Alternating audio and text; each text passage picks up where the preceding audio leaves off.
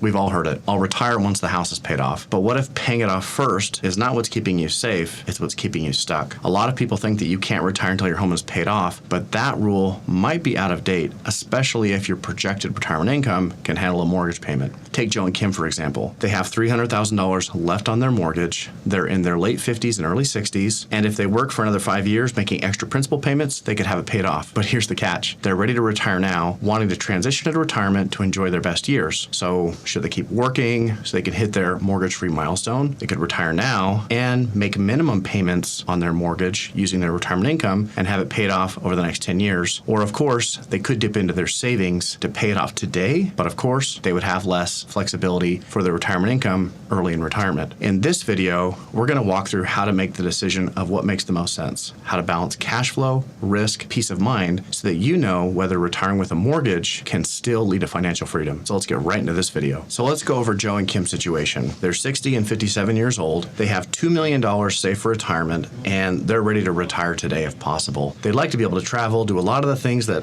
frankly, most people want to do early in retirement while their health is still at their best and they can enjoy that time. So with that $2 million saved, it's broken up between a brokerage account where they have $500,000 saved. They have $1.2 million saved in an IRA account and $300,000 saved in a Roth IRA account. Now, how much retirement income do they need? If they have their mortgage, they're going to need about $10,000 a month. Right now, their mortgage payment is $3,500 a month for the minimum payment. If they continue making that minimum payment, they'll have their mortgage paid off within 10 years. However, because they're both working at the moment, their kids are moved out, they could actually have it paid out within 5 years making extra principal payments. They feel like they can afford that within their budget and they'd be willing to do it because they want to retire, right? As far as other income sources in retirement, they both have Social Security benefits. Joe's projected benefit at age 67 is $4,000 a month, and Kim's projected benefit is $2,800 a month. So what are they to do? Should they continue to work, have that mortgage paid off within 5 years, and then retire? And frankly, they would still be early retirees, if you will. Or could they actually retire now, continue to make that mortgage payment over the next 10 years? Or should they use some of that money they have saved in their brokerage account, pay off the mortgage, and then have lower expenses in retirement? Now, once their mortgage is paid off, they would actually need about $7,000 a month. Even though the mortgage payment is $3,500, of course, even after your home is paid off, you have to worry about property taxes, homeowners insurance, and that sort of thing. So they will still have that ongoing housing expense. So what we have in this video are 3 scenarios. Let's look at financially.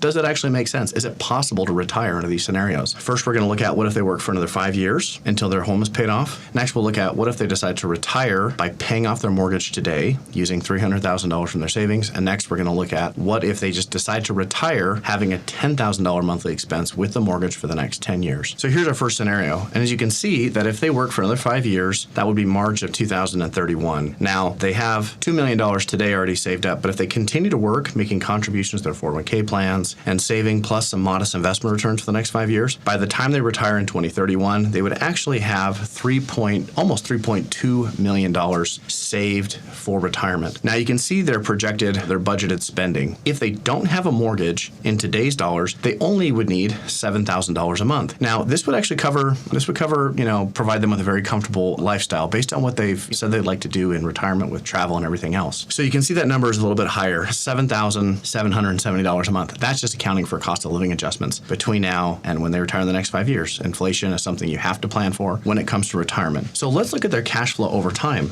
So we just have a sense of where their income sources are coming from. And I'm going to break this down into an annual view. I kind of like this view a little bit more. So right now you can see here in yellow and purple, this is for the next 5 years. You can see this is with both of their salaries and they're quite high. And obviously this is how they're going to have the ability to make those extra principal payments. 2031 hits, they're retiring, early in the year, and then they'll begin taking money out of their portfolio. So you can see that for the first few years of retirement, they'd be taking all of their income from the portfolio until their Social Security kicks in. And because they both have a good working history, when they claim in 2036, Joe would be getting about $54,000 a year in Social Security benefits, and Kim is getting about $30,000 a year. So you can see that once this begins, they really don't need to take much out of their portfolio. And in fact, you can see here that for the next few years, their Social Security benefits are going to essentially cover all of their needed income. And then once required minimum distributions kick in, you can see that portfolio distributions continue over time. So with this plan, first of all, when we create a retirement plan, we need to know, is this plan sustainable? So I like to run a risk analysis. We can essentially take somebody's retirement income plan, map their expenses over time, even accounting for things like increased healthcare costs later in retirement. We account for things like inflation situation, knowing that they're going to probably need more money over time as things get more expensive. And we can run that scenario comparing it against what they have for Social Security benefits, as well as what they have saved in their portfolio to see how likely is it, historically speaking, that this plan would have worked. Well, after running thousands of scenarios, you can see here on the screen that in 100% of the scenarios that we ran, they were able to comfortably retire. Not a huge surprise to them. They don't have very ambitious plans for retirement, although they do want to travel relative to their assets and their Social Security benefit. What they want to have to be able to spend on a monthly basis is pretty modest, actually. So you can see here, this plan is in great shape. And if we look at their legacy, this actually gives us a projection of how much they might have after a long retirement. So we're going clear out 37 years. By that time, they're retiring, they're going to be about 100 years old by that time. And you can see that their projected balance, this is a little bit bonkers here, actually, if you look at these numbers, but they're projected to have about $29 million is the baseline median projection, or maybe what's most likely. And worst case scenario, let's say they have really bad market returns over the next 35 plus years, they're looking to have a projected balance of about $10 million. And in a best case scenario, let's just say that quite favorable market conditions over their retirement, they could have as high as $53 million.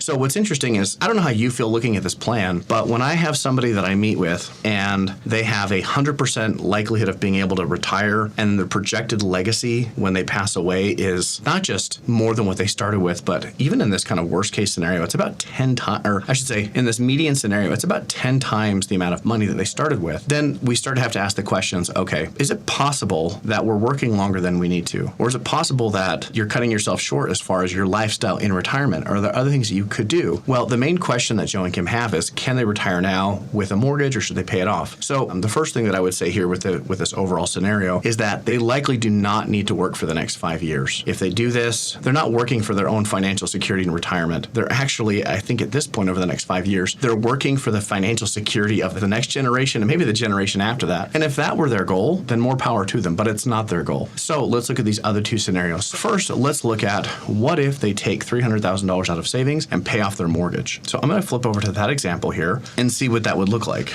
Okay, so now they retire under this scenario, they're retiring today. And as you can see, they don't have $2 million saved for retirement. They have 1.7, and that's because they are taking $300,000 out of the portfolio to pay off the mortgage.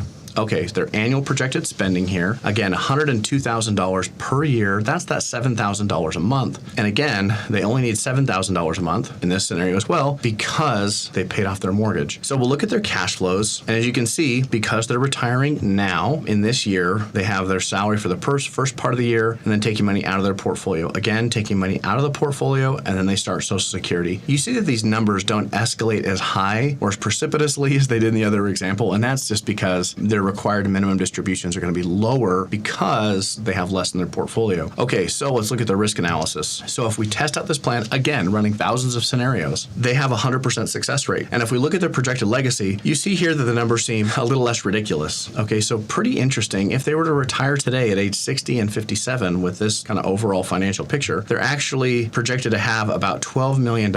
And worst case scenario, they would have more than what they started with. And in the best case scenario, having about 22 million, still quite large numbers. So the first observation that we can make with their situation is that yes, paying off their mortgage and retiring now, it's not a bad plan, it's a great plan. Now, there's a couple of constraints here, things that we should consider. If they pay off their mortgage as early retirees, the first thing that we have to ask is, where are they going to pull the money from? Well, they have money saved in a brokerage account, they also have money saved in a Roth IRA and a traditional IRA. I would say out of those three buckets of money, the last place they want to pull that money from is from the traditional IRA account. The reason for that is that if they pull out that $300,000 to pay off the mortgage, they're not actually going to have to pull out $300,000. They'll probably have to pull out something like $400,000 because they'll have to cover the tax bill to make that payment in 1 year. Now, if they broke it up over 2 years, that might not be a bad idea, and that would allow them to maybe reduce the overall tax impact of paying off the mortgage. But probably for them, the best idea is going to just use the money from the brokerage account. Now, as an early retiree, another challenge that people have is having money for affordable health insurance. And if you watched my videos, you know that I talk about this often since I focus on working with people who want to retire before age 65. So the issue with spending down their brokerage account money as it relates to health insurance is that that money is really helpful when you're trying to qualify for Affordable Care Act health insurance subsidies, because you can pull money out of your brokerage account. It's more tax efficient. Not all of that money shows up in your modified adjusted gross income, and you can qualify for subsidies. Kind of beyond the scope of this particular video, but I cover that in other videos if that's something that's of interest to you. So as it stands right now, not a bad plan, plan, but the one issue potentially is that it might give them less flexibility early in retirement to pay for their health insurance and do that in a cost-effective way. And when I talk about cost savings, we're talking about being able to save potentially somewhere in the neighborhood of $2,000 a month in health insurance costs, so about $24,000 a year. These are real savings. These are things that are important. Okay, so finally, let's look at the last example. What if they retire today with a mortgage? Does that put them at a disadvantage? What are the pros and cons of that approach? So in this scenario, you can see now they have the full $2 million.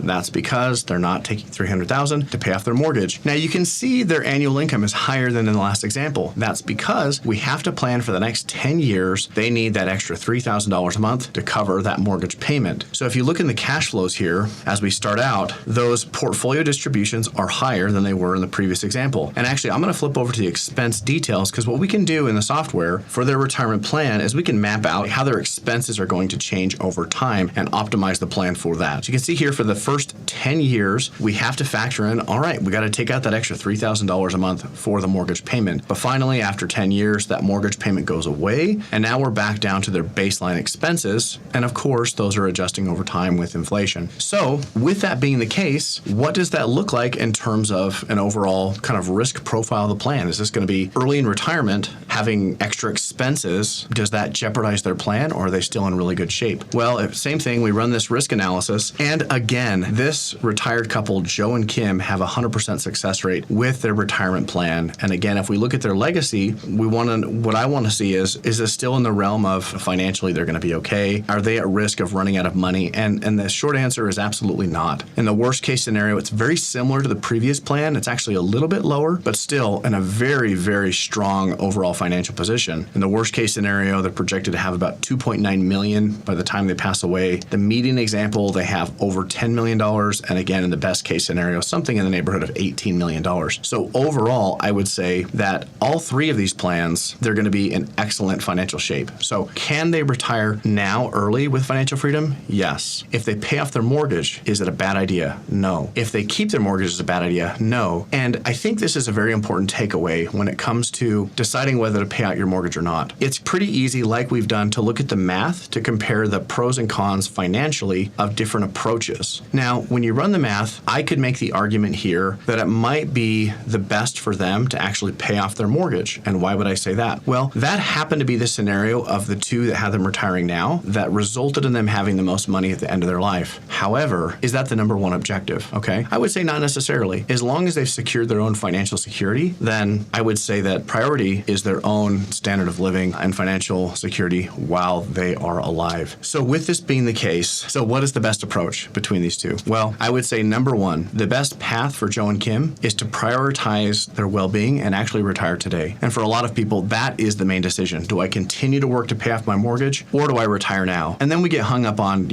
should we pay off the mortgage, or can we afford to have the mortgage payment? Well, you can see that by actually running the numbers, paying off the mortgage or keeping the mortgage, both of those plans can work. Now, that happened to be the case for Joe and Kim. For you, it might be different. It's largely going to depend on how much you already have saved within your portfolio, of course, how much you have left on your mortgage balance, and also it's going to largely depend on your mix of investments, or I should say your mix of investment accounts. Do you have only retirement accounts, or do you have money in Roth IRAs or brokerage accounts? Because if you have more saved in brokerage accounts or just savings accounts and Roth IRAs, that can make it much easier for you to pay that mortgage off sooner. Now, the question always comes up, does it make more sense to keep the mortgage and have more money remain invested, or do I pay it off and give up that opportunity cost? And that's a pretty easy question to answer. We can just compare the rates of return compared to their interest rate. And so for most people, what that means is keeping a mortgage makes more sense. However, the math is a little bit different in retirement because we have to factor in cash flow planning. And that's why I ran these scenarios to compare them, because interestingly enough, even though they can have a higher rate of return with that money invested, technically it made more financial sense for them to pay off their mortgage before they retired. But the most important takeaway is that by running your long-term projection, you might find that you can retire today. Now, that might be with or without a mortgage. And in my opinion, as a financial planner who's worked with many retirees, both of those decisions can be responsible financial decisions. So hopefully this case study has been helpful for you and helping you understand the possibilities of retiring early with or without a mortgage, and most importantly, answering the question of, do you need to work longer? Now, of course, your numbers are going to be different, your situation is going to going to be different. If you would like some help